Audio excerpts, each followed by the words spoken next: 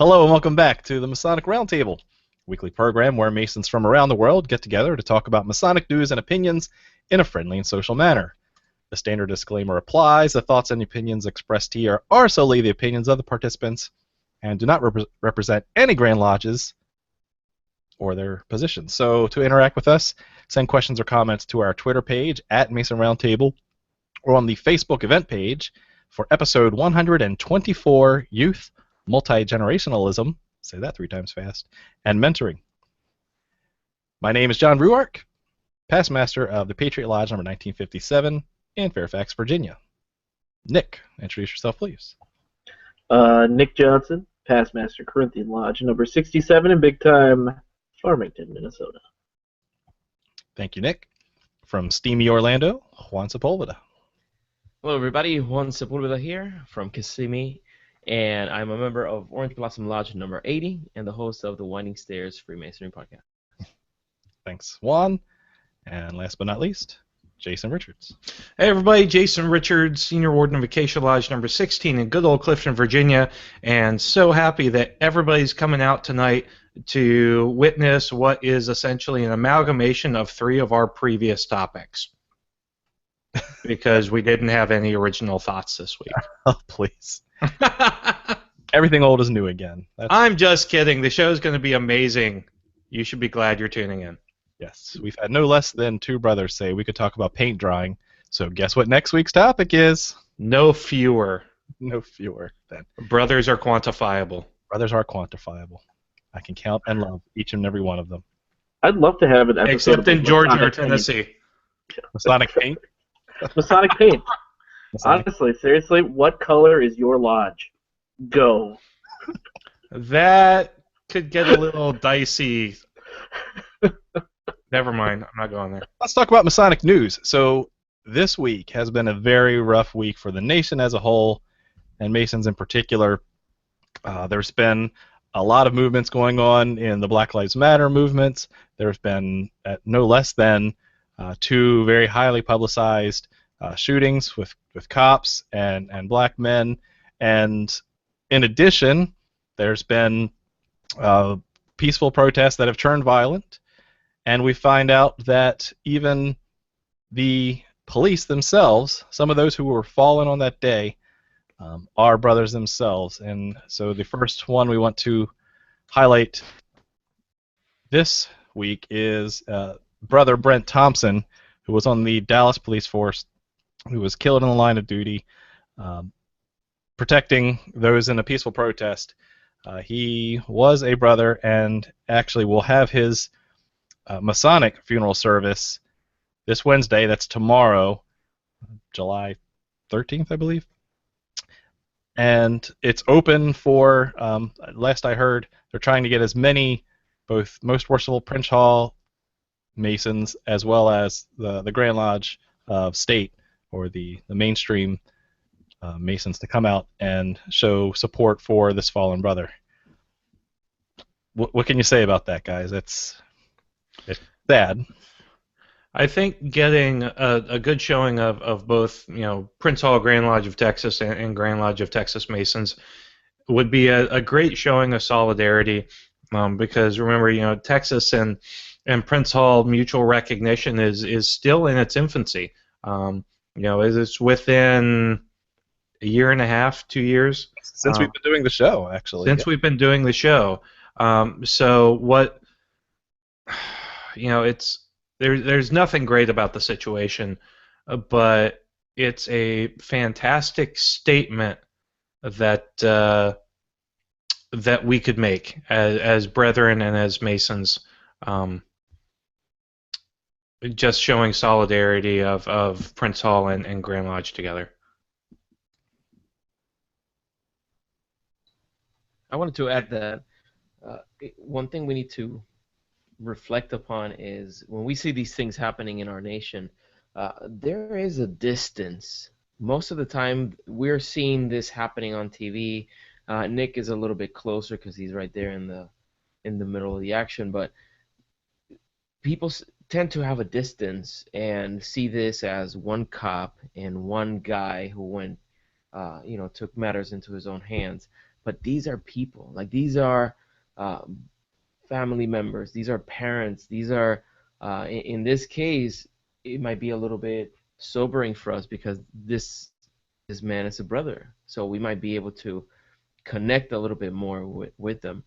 So I think it's important for us to be very mindful of that this stuff is happening, but like, these are real people. Every person, every little speck you see on the screen going to the protest, airing their grievances, like, these are individuals, and there's not an easy answer on how to solve this thing, but we have to go about it in a very human kind of way.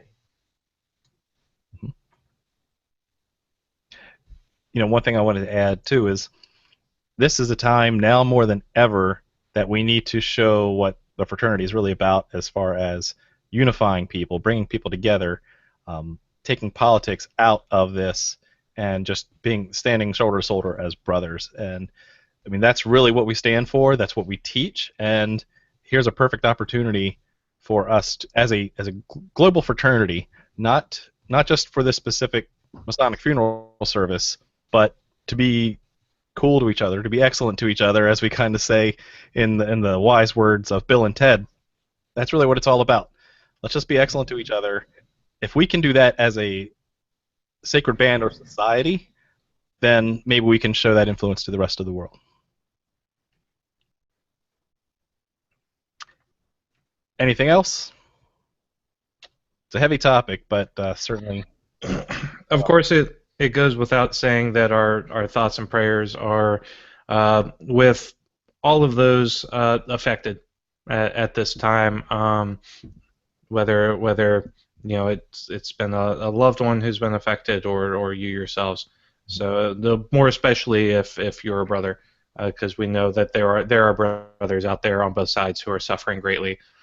So our hearts go out to all of you, and we just desperately pray for unity, especially in this fraternity at this time. Yeah, and one quick thing, we, through the pages that we manage and all that, we can see we have access to a lot of brothers, and just for those few who changed their picture to a police officer on the crosshairs, we're watching. We can tell. So I just want you to be aware that when you make a rash decision like that, it doesn't just slide by. We can tell. So paying attention. Right, and I know that Chris Hodap has certainly spoken out very quickly on that matter to say, look, that's really inappropriate at this time, right? Let's put politics aside for the time being until we figure out what's going on. So there we are. Let's try to move to something a little bit more of a lighter note. Have you heard of this new game called Pokemon Go? Apparently, everybody in the entire world is playing this thing. I am not playing it. Everyone but Jason. Yes. We had 10 kids milling around the lodge parking lot at ritual practice tonight, and it was straight out of something in the 90s. Honestly, I had kids walking around trying to get over my fence, and all I could think was, no, that's my goddamn Pokemon. Seriously. Language check. It's a family show. All right, Goldam. Seriously. Oh, man. Goldern. Goldern. I don't know that guy, but I hear he's fantastic. But seriously, I was walking around. These kids are on bikes, grabbing every dang Pokestop I've ever seen. I'm like, this is not fair. They are on summer break, and I have to go to work. This is bullcrap. Well, you can catch them all at work, so there you go. So what it is, it's an alternate reality game where it uses actual map data. You have to physically get out of your house and physically go to another location in order to get power-ups, catch these Pokemon animals, and be cool, I guess. So you get points and stuff. Yeah, they're in the middle of the road. I mean, you could get run over. You can cause traffic accidents. You can find dead bodies. You can get robbed. That's another part of the game. That's pretty fun, right? I was actually really impressed with their grit that they were doing that. I'm like, you know what? That really takes a lot of smarts right there. What in the world does this have to do with Masonry? Well, as soon as two or more Masons invented Pokemon. people do something, of course it's an Illuminati conspiracy. So, yes, Pokemon Go is a government surveillance psyop conspiracy. Right there, the all-seeing eye of Pikachu. So, loosely stitched together article about how the CIA has funded Pokemon Go. It's hilarious. Go check it out. Pikachu has 3 syllables. Pikachu! 3 syllables. Three. Boom. Look at that. Pyramid right there. See? Just telling you. Illuminati confirmed. But what's fascinating about this thing too is you can apparently I haven't got that far into the game yet, but you can set lures out, so you can like basically leave some bait, and hopefully some Pokemon animals will actually spawn there, so they'll kind of try to go for your trap and go for the bait, which is good and bad, right? You can set the bait and maybe they'll show up. Also, then other people will know that this bait is there and they'll hang around and they'll try to catch the animals. So some entrepreneuring brothers are also finding out that their lodges are on as Pokestops here. So here's one with Croton Mason Lodge. It's actually a gym where you can battle your Pokemon against each other. And to be topped by the Masonic Grand Lodge of Massachusetts. Wow. So, again, Illuminati confirmed. We're in the game. We're here. Hashtag Masonic Team Valor. We're going to catch them all. Team Valor.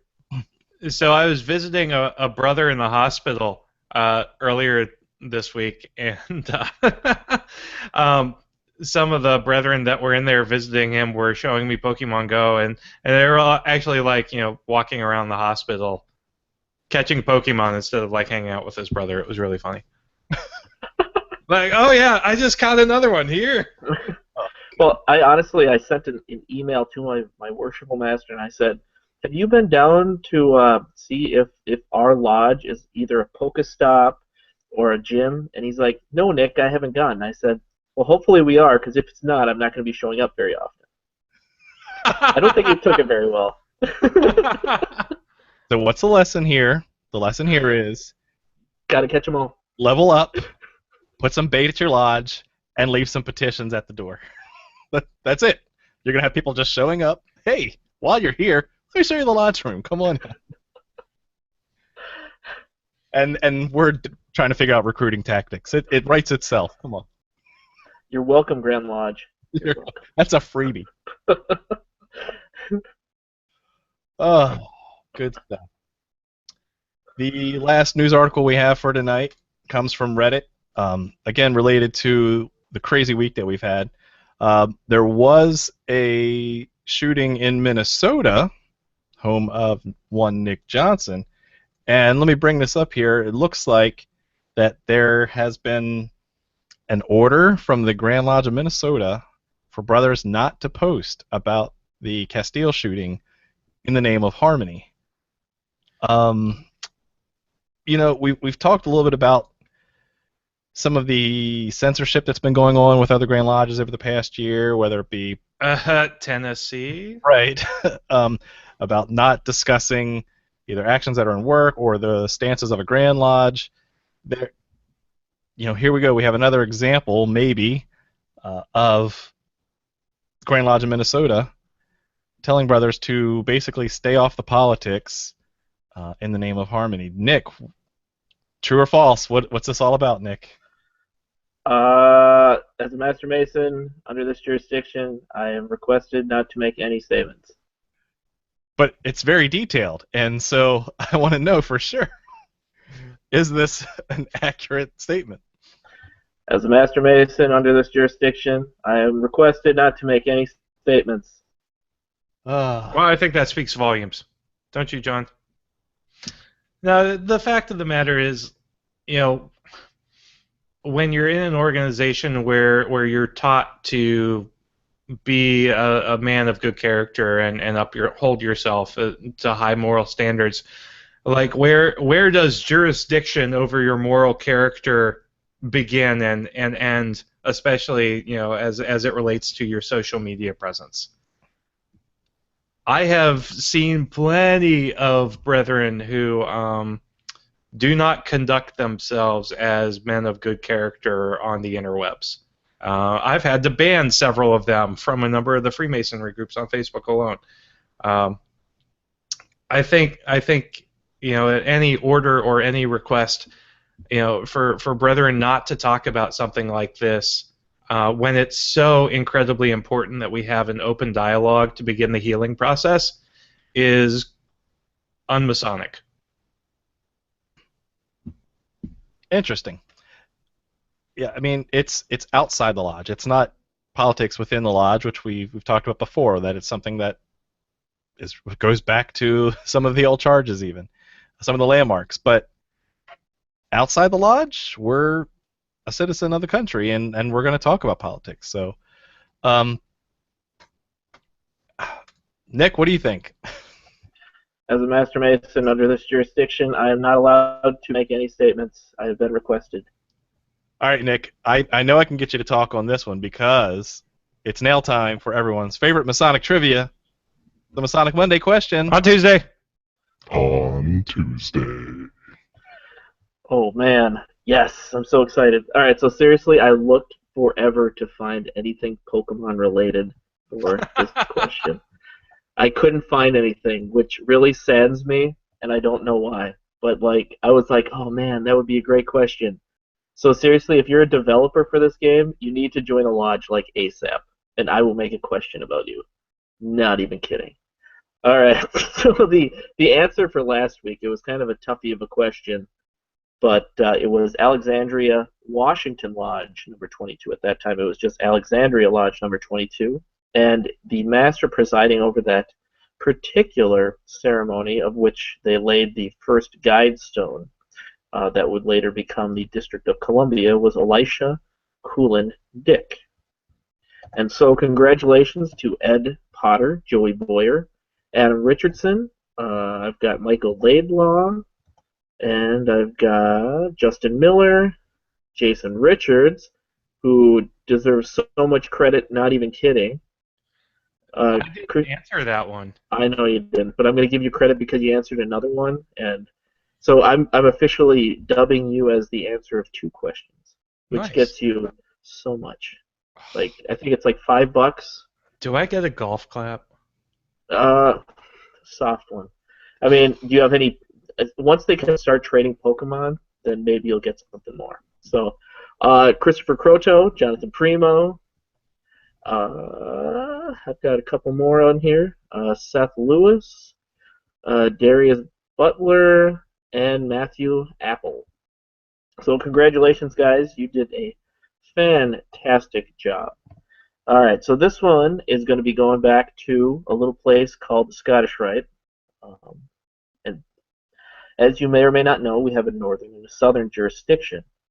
And at least under a French Constitution, which was dubbed by Pike to be in his opinion, it was a fraud. It was a forgery.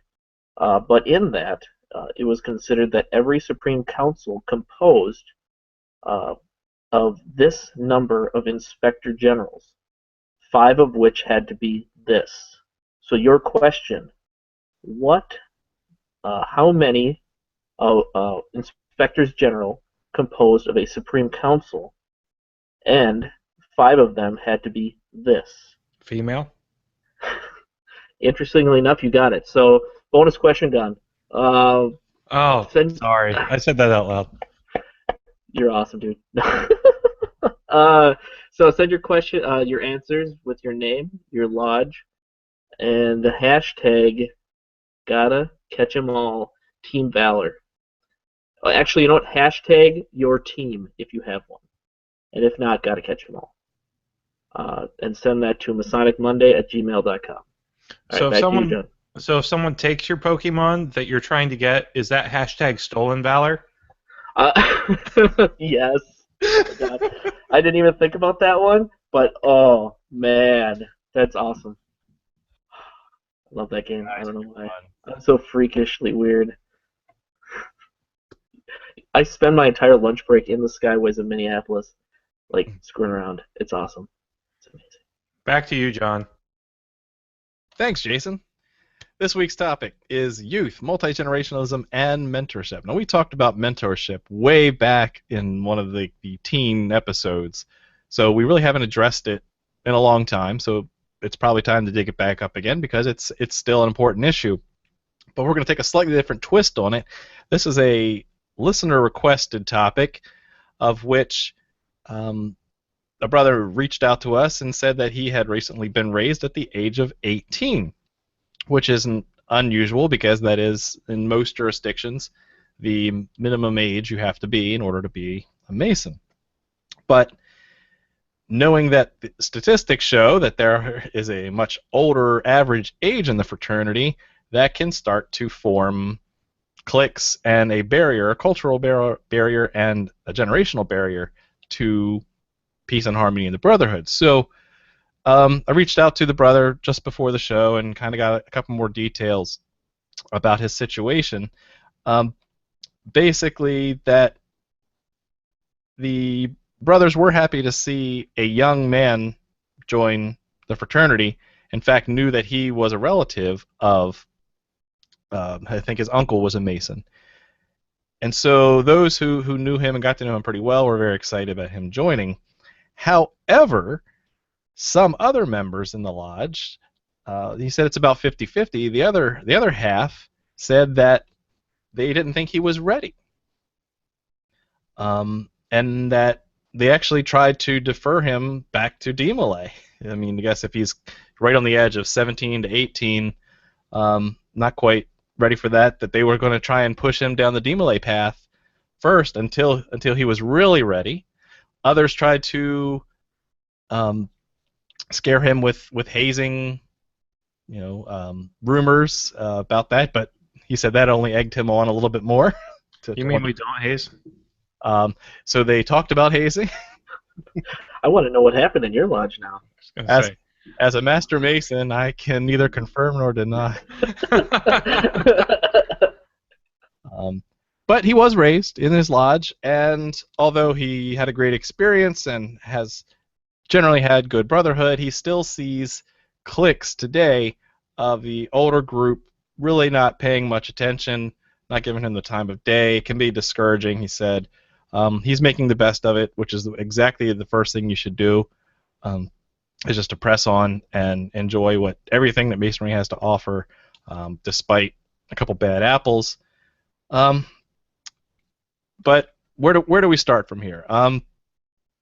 What is the minimum age in Minnesota, Nick? It's 18 in Virginia. The minimum age in Minnesota is 18. 18? Okay. 18. Juan, do you know the minimum age down there? He may have stepped away. Have you had any 18-year-olds join your lodge recently? Actually, yes. During the time I was Leo, so in my lodge, I think I've discussed this on the show before, the progression goes Master becomes Leo, that Leo becomes Marshal. So when I was Leo, the year after my year in the East, we had a guy who joined, he I'm not even kidding, came up to the lodge and said, I'm 17 years old and about 10 months, and I'd really like to join the lodge. And we said, well, you want to hold off and wait a little bit. And he said, no, I really want to join now. And you know what? Honestly, I said this is a great idea, mainly because, it's not so much that my lodge was graying, it's just it was starting to push up that bell curve a little bit of where the median age was of the lodge. And so, and also considering that I was like 27, 28 at the time, it was also kind of nice to have a guy there that had the same non-gray hair that I had. I know that's very terrible to say, but It was very. I thought it was a great idea, and he's still a member. I'm still.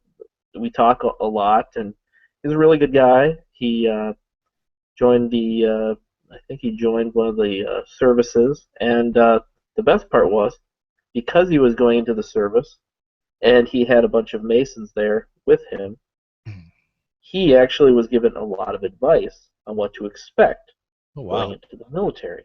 And so he was getting mentorship not just within Masonry, but within life itself. It was great. Wow. So there's a perfect case of the opposite happening. Yeah, he accrued a lot of benefits because guys in that lodge, in my lodge, were actually stationed in the exact same fort he was stationed in. They were stationed in the same places he was going to be stationed in. They even served in the same division. So I mean, it was like he was getting all this knowledge passed through him and to him. So he was able to expect better outcomes in his life. And so it was really great. Jason, any young guys over to Keisha? While you're getting ready, I will say that Yes. I'm talking now. The Shut up. Patriot Lodge is No one cares about Patriot. Patriot's a great lodge because it's an academic lodge, and you can guess we do have a lot of young Nerds. nerds, no, great men in their undergraduate studies, and they come and they're just 18 coming into George Mason University. We have had to They're make also all like 5'2" and 70 pounds. they're small guys, but I'm a small guy. I'm the shortest of all you all. And these guys come in. Sometimes we have to make them wait a year because they're 18 and haven't lived in Virginia for a year yet. So after they do their time, but they still come to our open events, which we've talked about in the past. They make great Masons. Unfortunately, because of the academic lodge, they graduate and go back home. But the ones who stick around are still sticking around, still active. Jason, how about Acacia Lodge? So as far as Acacia is concerned, I think it was last year we had one of the youngest lines in the entire district. So our median age, I think, hovers around late 30s. But we had a lot of the younger guys, some of whom are actually younger than I am. The median age is trending up a little bit just because we haven't been bringing in a lot of new guys this year, and but we're not getting the the fresh out of college folks that the Patriot Lodge is doing, or that the Patriot Lodge is getting. However, we are one of the younger lodges in the district. Great.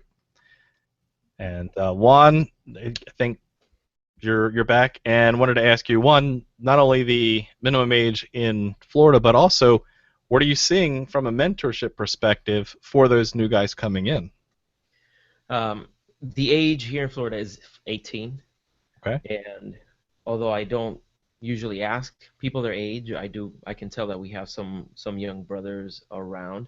One thing that I do notice is that they come in knowing a lot about Freemasonry before they join. So they're zealous to try to confirm or deny whatever things they've learned on their own. And there's a lot of enthusiasm. So in regards to mentorship, I think that some of the brothers that I have seen that come in and go far in Masonry, they are able to pair up with brothers who can lead them through it. We have a pretty good mentorship program here that takes care of separating, and I know I've mentioned this before, separating the instructor from the mentor. So you are supposed to have an assigned mentor, and you meet with this brother at your convenience and answer the questions that perhaps still linger after you memorize some of your ritual and ceremony. So how does that work in practice? I mean, how do they enforce it? How do they promote that mentorship program? You see, it's not enforced like a lot of things Which It is is. sad, right? Because it should be, It's, in effect. it is. I had the good fortune of having a few brothers that they played multiple roles, so it wasn't always separate, having the instructor and the mentor separate.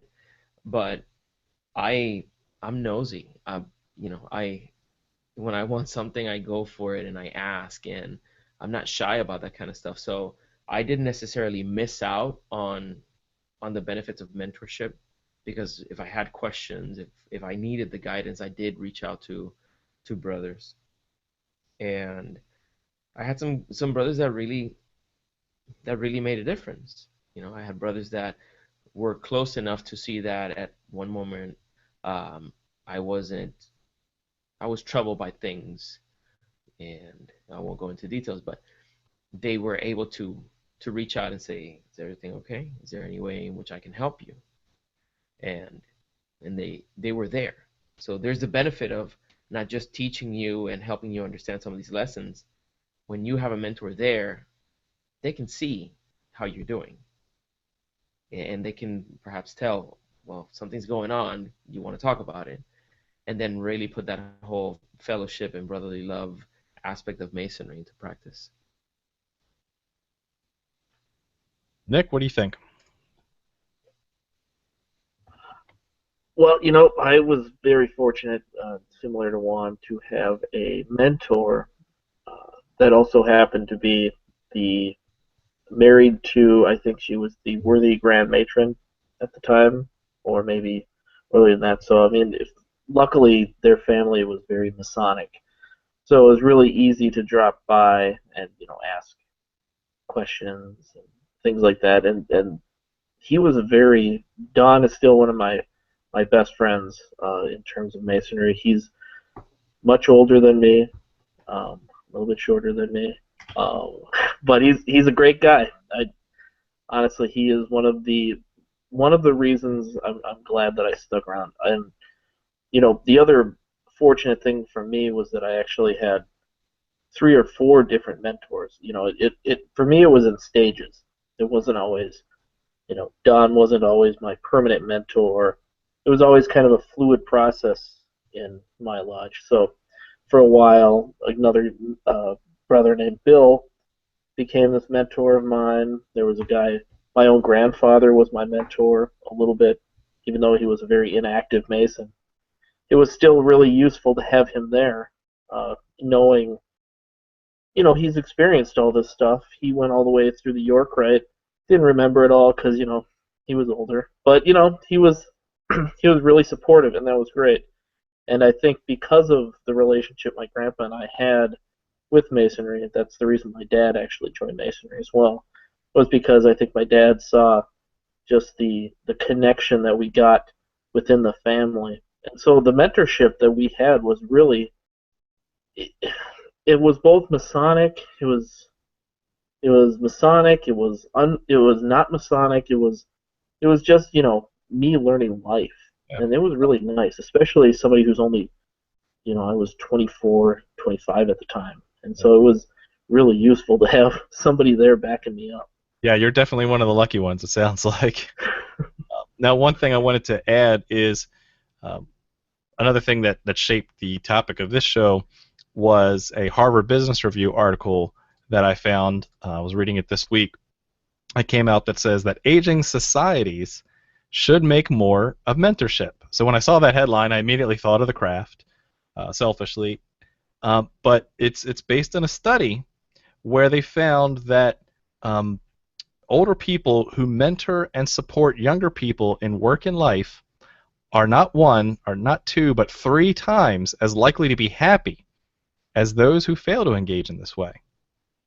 And that it's part of this biological connection, the tribal connection that we have with other members of society. And so this is conclusive evidence to show that if you're a mentor, you're less likely to become a grumpy past master. Yeah, so studies show older people who mentor and support younger people in work and life are 3 times as likely to be happy. That's amazing, right? Yeah, there's They obviously aren't 33rd degrees. Right? You Juan? don't need to mentor to be happy if you've got a 33rd. Well, and I want to position this for the younger brothers to think about first. You might feel, because mentoring is not limited just to Freemasonry. I mean, of course, this is coming from the Harvard Business Review. It's referring to people's careers, and people might be bogged down by the fact that, okay, well, I'm so young, would they want to spend any time with me? What do they get out of it? I know they're busy, and there's a value that you provide as a mentee to the mentor. It's a symbiotic relationship. Just as much as you need that experienced brother to help you understand these life lessons and see how they fit into your life and to your plan for self-improvement. By the same token, they're receiving the benefit of feeling like they are contributing to you. They feel that their experience is not going to waste, and to see you grow is their pay. They are remunerated by your by the way in which you excel and the things that you create. They feel that they had a part in that, and that's essential. And I want to revisit this in a little bit, because there's that thing that I discussed in the Bridging the Gap series, where our older brothers they're there at our disposal, and we are not taking advantage of that. We'll get back to that. Well said. So now my question to you guys, we'll start with Jason. What would you recommend to a new brother who's in this kind of scenario that you started off with? What would you recommend he do, and how should it be rectified? Don't sit around and wait for the problem to go away. The biggest thing that I can recommend to a young Mason who is looking to get mentorship is to actively seek it out. One thing that I've known, in my Masonic life as well as in my career, is that there are a lot of wonderful people who would love the opportunity to mentor someone, but it either just never occurs to them, or they don't know how, or they're just kind of waiting to be asked. So when it comes to mentorship, it's not just you're not just in receive mode. You need to actually go out and look for it and help make it a two-way street, because mentorship, again, classically viewed as one way, but the mentor gets something out of it as well, and it really needs to be, again, both sides coming together. Nick, do you agree with that? Yeah, I do. And especially, at least from the education standpoint, it's kind of interesting. When I started in college, I was undeclared. I was a fool, right? Because you don't go undeclared, but I was, because, well, I was a fool. And so, the first mentor they gave me was somebody who's the undeclared mentor, who's usually the guy who goes. He's a professor, but he goes to school in his I don't know, cutoff shorts, stuff like that. You're not really sure if he's a professor or some guy who just wandered on to the campus somehow. And it wasn't until my second and third year in college that I met the mentor who was going to be the guy who really helped me out finishing my major. Because if you don't seek these guys out, you're never going to find them. It's just like Pokemon Go. I mean, it's just like anything. You have to seek that out. And it without Professor Hunt, let me tell you, it was great to have him really help me out, really focus me on what I need to do to really be successful in the field that I had chosen. And it was great. I mean, and it was so great that I actually graduated a year early because of his mentorship, I think. So. Wow. Yeah. Very cool. Now, Juan, how would you bridge that gap? Branding. I do agree with Jason that you should go out and ask. And I understand if the brother is shy, that he might find that is somewhat awkward or a little bit difficult. But I remind you of something: the worshipful master is there to set the craft with proper work, with proper instruction for their labor. It is their responsibility to give you the necessary instruction, either by his experience or by delegating some of that instruction to a brother. So hold your worshipful master accountable for what he is supposed to be doing. And one thing that I never forget, Brother Jody Fales, he was worshipful master a year or two after I joined the fraternity. And I remember him telling me, no, ask of your leaders what you expect from them. Don't be shy about that. They take on a responsibility of leadership when they agree to step into that position. Now, part of that responsibility is to give you the necessary tools and the necessary guidance for you to get the best out of the experience in Masonry. So he said, don't be afraid. If you feel that you're not getting what you came here to get, ask for it. Look for it. Find a way to get it, because you're entitled to a master's wages. So I'll never forget that. And I encourage brothers to invest themselves with courage. And you don't have to be a jerk. I mean, let me make sure. I mean, you don't go there, I demand, but just say, express yourself in the kindest manner possible, and say, when I join, I expected to be paired up with a brother who could help me really find the applications to the light that I'm giving, and ask for guidance. Who is the best person that can help me? Could you find someone for me? And that's the very first step. And there's no shame in asking for what you really want. Mm-hmm. I think it's kind of interesting too. The Grand Lodge of Virginia does have a mentor manual, and I checked. We used to have it linked on our mentorship episode, and then the Grand Lodge redid their website, so the links were all broken. I'm going to go see if I can fix that. But I did find it, and it does say that, how many mentors should someone have? One, they said at a minimum, 3, because you have 2 signers on your petition, so those should be the first 2 people you reach out to say, hey, you brought me into the fraternity. I need some guidance. I need some help navigating through now that I'm in. But then there should be a 3rd assigned by the lodge. It's a should, it's a maybe, it's a could. It's not mandatory. Maybe we should strongly start enforcing that.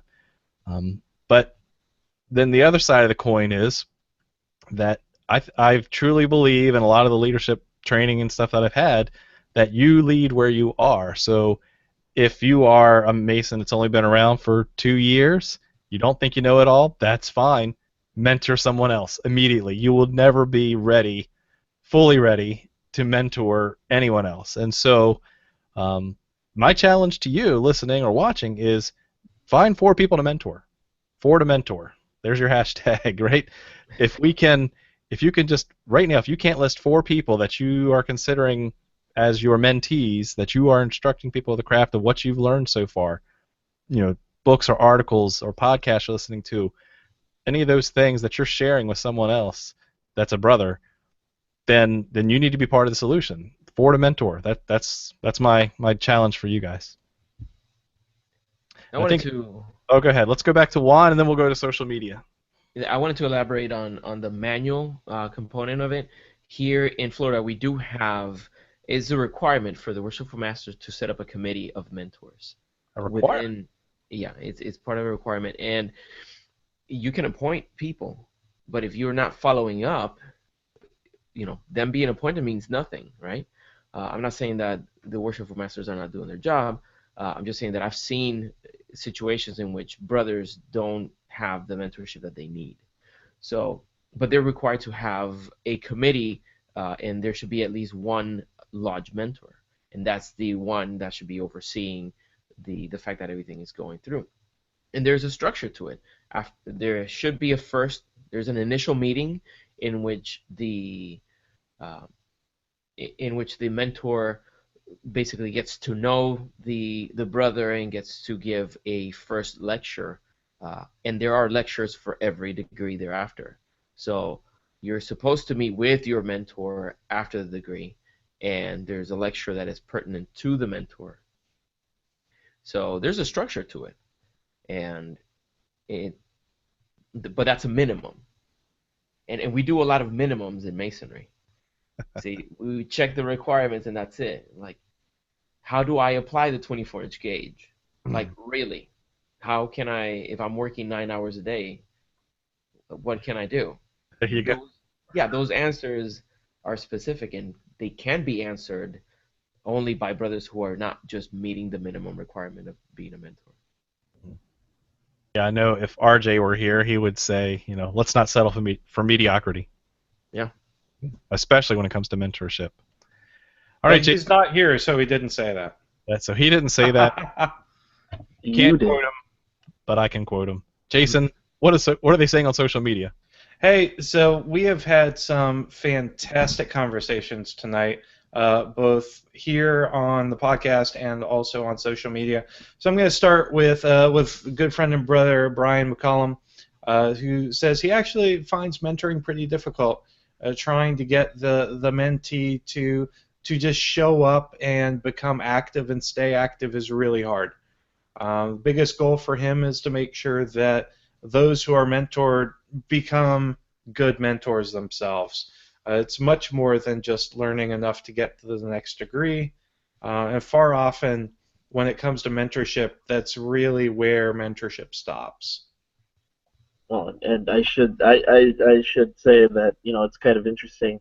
He points it out because I think he's absolutely correct. Because the thing about I think sometimes Masonry oversells and underperforms, and so I feel bad for mentors because they're spending so much extra effort trying to fill in gaps that are existent within a lot of what we do, and so I applaud continuing to put in effort, even if it feels like you're Sisyphus pushing that rock up, because at some point, that one guy, you're going to finally get that rock over the edge, maybe. And then it's going to roll back down, and you're going to have to do it again with somebody else. And that's the beauty of mentorship, right? Exactly. The job's never done.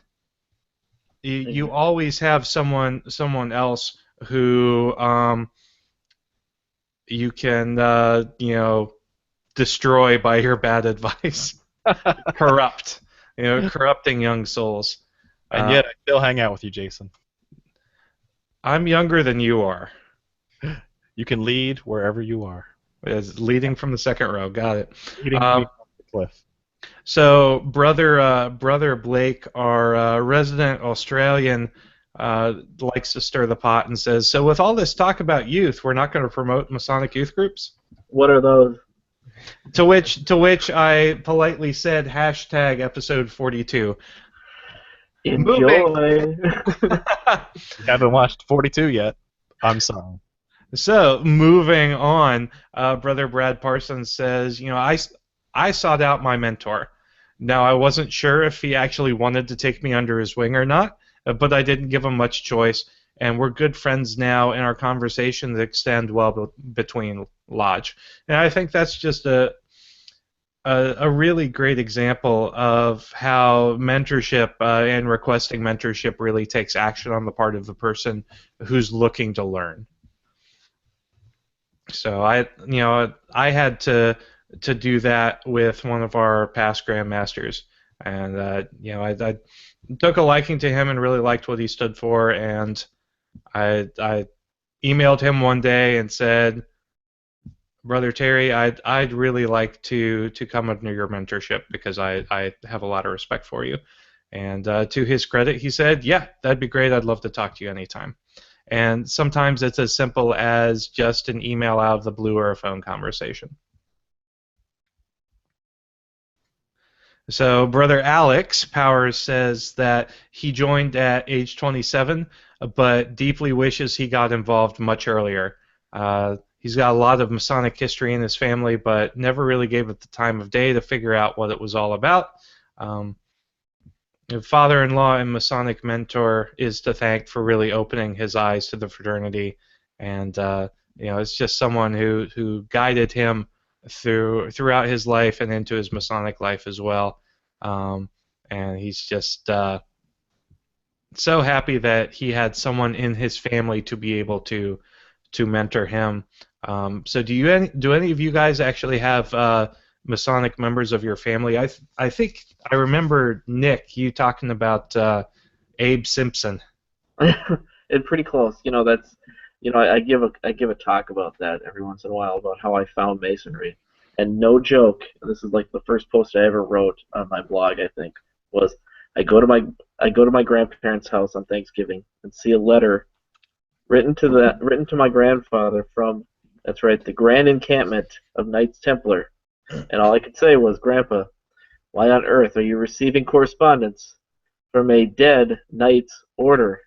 And he just laughed, and then that got the conversation started. But before then, I had been wanting to join Masonry, but at the time, the websites and trying to find information, you couldn't find it. It was, at that time, you had to know a guy to really get in, because the websites were just horrendous with little shovels and spinny things. And I was that young kid who would walk by the one in my college town and look at the upside down Eastern Star and go, hey, honey, you know what that is? She go, what? That's some kind of devil thing, isn't it?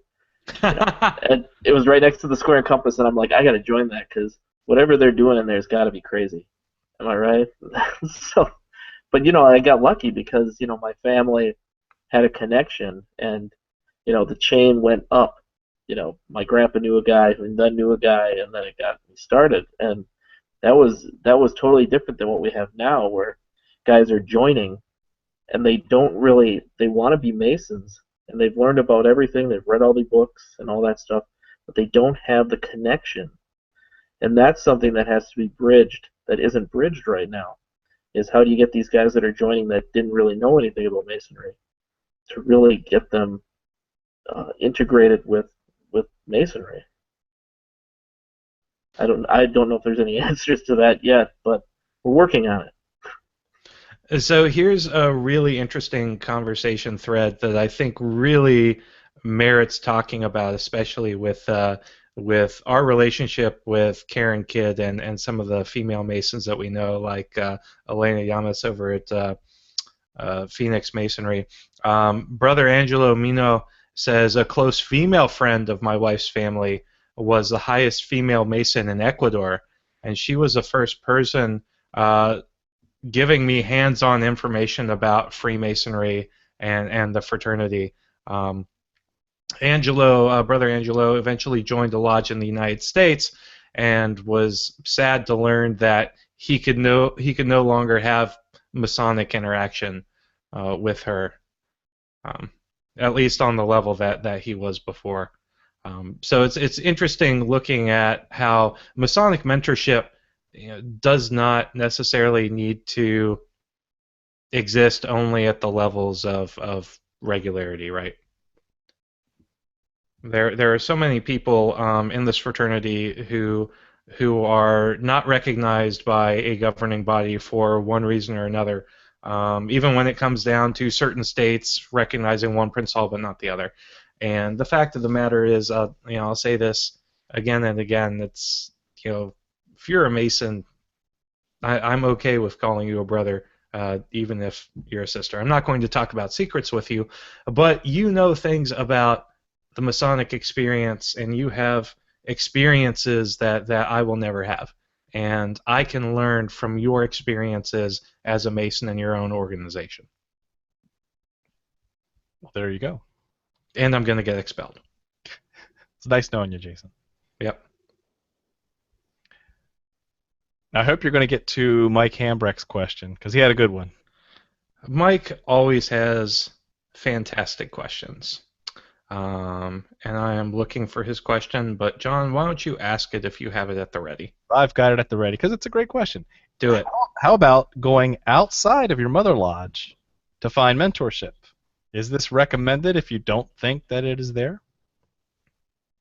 Why not? Why not? Just look at, frankly, I'm gonna do a shameless plug. Just look at Juan's Applied Masonry program, Applied Freemasonry program. That is an amazing way for brethren who are either isolated in their Masonic experience or don't have the mentorship and the mentoring resources at the ready to come and get that Masonic mentorship that we all as Masons crave. So I there think you it's go. great. Yeah. It's beyond just another lodge in your jurisdiction. It's beyond anything else. Juan, we're stealing your thunder, but I think it speaks for itself. I appreciate that. Well, I'll make it my shameless plug then. We're already there. So, and this is from the bottom of my heart. If you had the privilege of having access to a good mentor, I'm happy for you, and I encourage you to take that and pay it forward. Find a brother who needs the mentorship, take him under your wing, and don't settle for just checking the boxes. Don't settle for just saying, okay, yeah, I talked to him about this and this and that. See if there's a way in which you can help him apply Masonry to his life. That's why we're here. I joined because I wanted to become the best version of myself, and I knew that in Freemasonry I would have access to those tools. Learning about them without learning how to really use them would be fruitless. So that is why you haven't seen an episode of The Winding Stairs in 2 months, because I've been putting together this program of mentorship. So if you have been receiving the mentorship that you've been looking for, I've put together a program to help brothers where they are, to help brothers take these tools and really find practical applications to their lives. We really talk about how you can divide your time appropriately, why there is importance of you to have awareness of where your superfluities are, which superfluities are troubling you, and how can you actually remove them from your life. That is what we do in Applied Freemasonry, and we have brothers from 3 continents getting together every week to help one another. And the feedback that I'm receiving from the brothers that are inside tells me that this was a very good decision for us to put this together. So if you want to be a part of this, go to thewindingstairs.com/applied, or go to thewindingstairs.com and you'll see a link on the very top, and join us. You're not going to regret it. There you go. I think it's a good segue to start wrapping things up given the time. So go check that out. And you are accepting signups until Tomorrow at midnight, coincidentally. All right. So if you're catching this podcast on the morning of July 13th, dive in quickly. Go and sign up. Good stuff. Thank you. Let's bring it home. Nick, what are your final thoughts? And by the way, I did add your very first blog post to our show notes. So yes, it was confirmed. Your Knights Templar reference is there, and it was back. How long ago was that? I didn't even look at the date. 2007, something like that. 20-7. Yes. Oh my God, 15th, dude! I was just a sprite young child at that time, and that actually fits in with my comments. All right, so I started in the fraternity at 23. I was kind of middling between do I go to law school or do I just find a job and then maybe do that later on. And so, I was in that period in between because I'd already graduated too early than what I thought.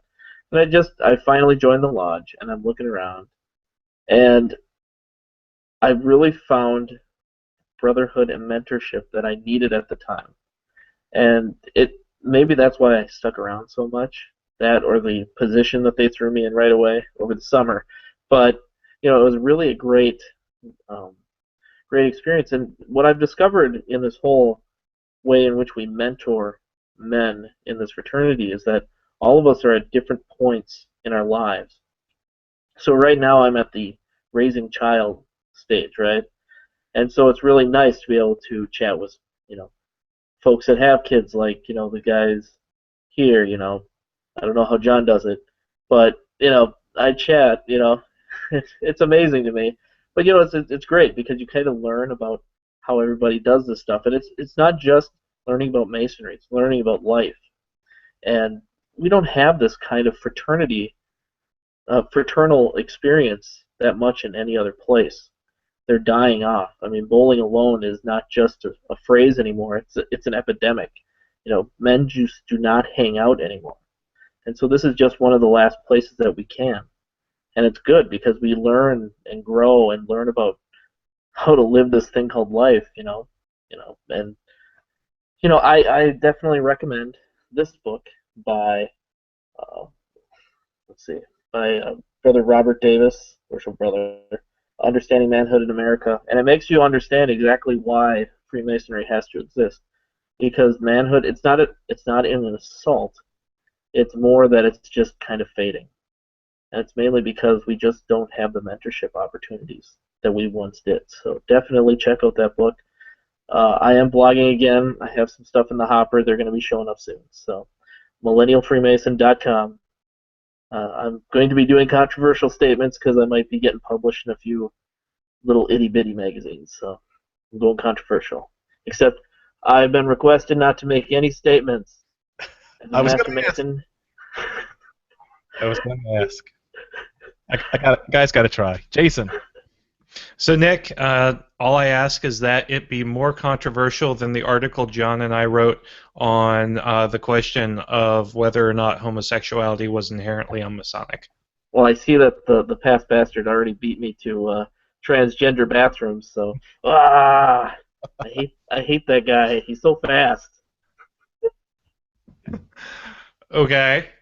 Anyway, let's talk about mentorship. Yeah. So, look, the fact of the matter is mentorship, when done correctly, has been, is, and will always be a two-way street. And you need to understand that.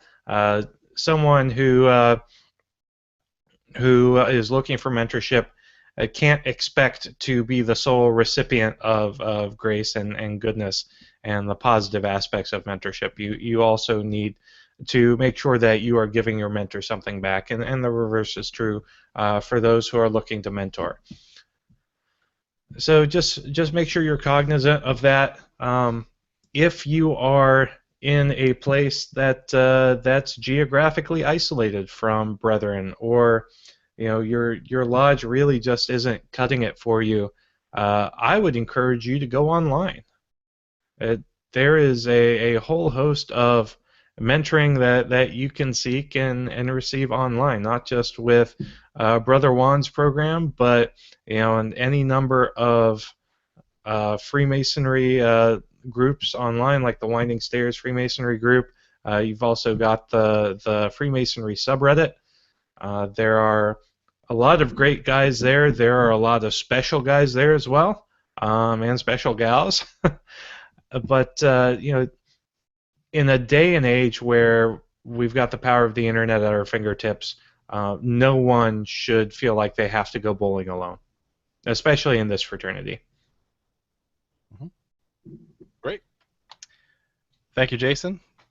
All good points. I think you've hit most of them, so I'm just going to wrap mine up by saying #ForToMentor.